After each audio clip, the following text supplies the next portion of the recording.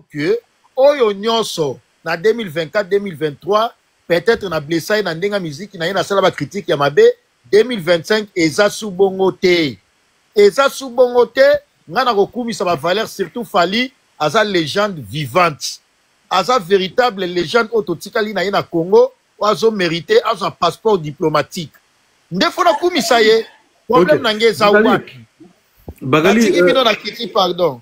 Merci mon frère. Bon, ngapé na okitalanga nazo souhaiter bon courage na bonne chance c'est pas Bagali hein na casquette na yasiga. Mais na kacha émission to salaka wana na lobaka na ye azalande professionnel en fait. Hein? Quoi comme un neutre, c'est ce que je lui avais dit. Et puis na émission il fallait à sala je crois na Chilo Kolé, fallait à loba. Toluka ate to bomapota. Il faut toluka eloko oyo ezozo ki sapota. Ça veut beaucoup dire en fait. Il faut qu'on a ça kanabali. Mais oui, omoni Sam. Ouais, Kofak. Omoni trouble nyonso oyo, désordre nyonso oyo, eza créé par les vieux. Omoni nyonso oyo ko sali kopota na nyonso oyo. Vieux muta créé makambo nyonso oyo eza vieux. C'est-à-dire vieux nenga wana akoki ko supporter jamais mutu oyo azakana ye. Amona mutu wana akoma okende koloba bolamu moko boye ya Fally. Vieux ko ndima yango jamais. Tala na audio wana. Vieux qui est plus dans l'audio binini, c'est-à-dire mutu azoka ko bomanga yi. Mais il faisait allusion à Fally, to bien au clair. Oui, moi je sais. Mais en fait, ça niveau sans pardon. Omoni rage oyo. Via ça c'est-à-dire makambo nyoso koto komi oyo eza ikolo ya vie rambo nyoso pona nini no via ça nango envers Fally Ipupa via linga vérité via abwaki ngunda pa ya bagoloa eza ka posa bien tena ba warrior bien tena Fally yango abwaki ngunda kuna modèle oyo vie rambo ba fingana na fere tia comment na niveau ya kokangisa fere ala na boloko mais via linga vérité mais azana choité.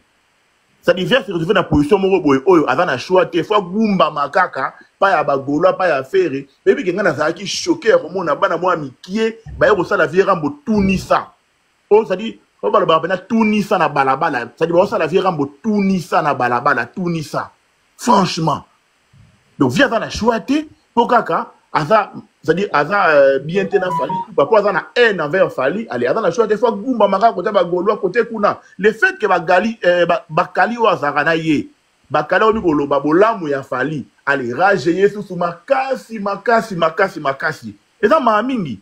Oui, mais moi ce qui m'étonne c'est que Bakali Azoloba que Aebi et Logoni a salité en fait. C'est ça qui m'étonne alors qu'il a fait plusieurs émissions où Azaraka, je dis pas qu'au finga falité, à finga falité. Azaraka au dénigré en fait. Non, tout ça on a Canadien Sam. Ah d'accord. Sam, Shaggy est présent. Bakali pardon. Tagi, pardon.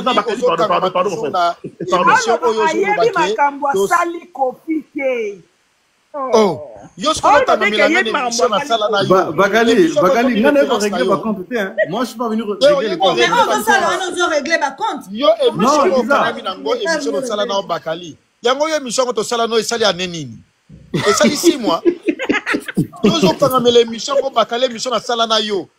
contre rendre nangai. Frère, on est des frères, Bakali, on est des frères. En fait, mon frère Yoka, non Yoka, Shaggy, je ne suis même pas warrior. Un jour, au comment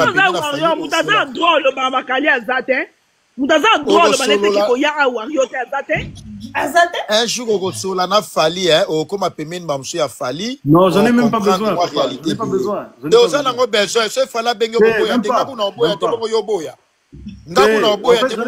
Bakali, le problème c'est quoi? En fait, na sphère il y a musique. Laisse-moi parler un peu. Non, c'est pas ce que j'ai dit. C'est pas ce que Shaggy c'est là. Shaggy, Naku toi. Shaggy vision nanga zagawana te, vision nanga non yoka okosi, vision un producteur noso, et ça la OK? Yo les gens logo la Fally benga yo boya. Okima mbangu atwala ina mwasiko na mbeto kotika mwasiko kimi mbangu Fally benginga. Bakali, nazana makambo wana te papa. Non, ça na kati nango, ça na ngote pona. Nazana makambo wana te. Papa, ngana lobby boy, pour juger nga 2024 2023 te, juger nga 2025 na lobby boy. Na Congo, biso do tamola na ignorance to muta sali repentance ba memare sous soutien ba les passer na yeke non au moni tango ça qui je suis d'accord. OK, ça marche. Nayoki. C'est quoi Bakali en fait Bakali à 2025 point barre na Congo tout en légende véritable la véritable elle est la seule et ça Fally la légende de la musique congolaise et africaine et ça Fally nga mutu na lobby yango. Oui, en fait Bakali en fait na nenga mabeti na nenea. Parce que tika la silisat. Non, zela la silisat en fait moi je vais pas te régler les comptes en fait mon frère. Déjà il y a qui pour na yango. Non en fait bato baebinga baebi très bien que non yo za frère nanga to kutana na anniversaire il y a ceux qui a Karine Mokonzi to s'échanger dans ma numéro. C'est kotangela nga ba kombo na te. Voilà. Oh non mais c'est pour dire que bato ba mon até na chagia ayeli bakalité yo nanga to za ba frère to yebani. Donc ce que je voulais dire, en fait, c'est que avant de passer à autre chose, merci pour les roses. Des fois, avant de passer à autre chose, il faut d'abord assumer ce qu'on a dit et puis tourner page. En fait. Mais déjà dans le lobby à gauche. Mais déjà assumé. Mais déjà assumé. Ah ok. Donc ceux qui ont assumé, c'est bon. Bienvenue dans le monde de la neutralité, Bakali. Oh. Pas assumer ni. Na lobby na monde Congo ba baluka ka abaluki. Amdel boso abaluki. Abaluki. Na baluki la gaba besa. Poutine aza awa, Poutine na Fally basala ba featuring. Poutine na Fally basala ba featuring. Lelo basala lisusu. Lobi o mona ba Nabi Bakali ozo sambate o baluki. So balukaka. Baluki yaya leki batu nyoso. Nyoso. Après Yaya Ouattara. Après Ouattara Poutine. Après Ouattara Poutine. Poutine est voilà dans les États-Unis. Poutine prend la micro.